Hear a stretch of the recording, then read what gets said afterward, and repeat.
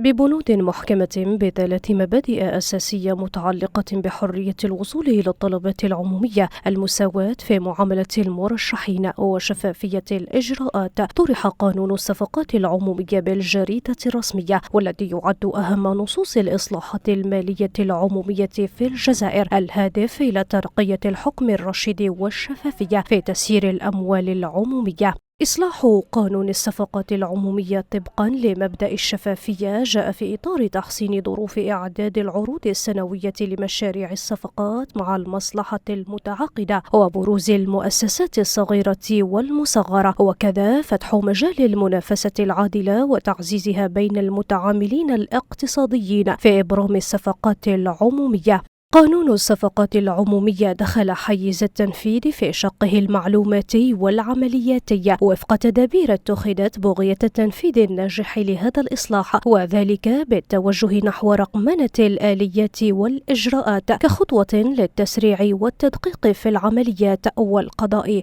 على المحسوبية والرشوة.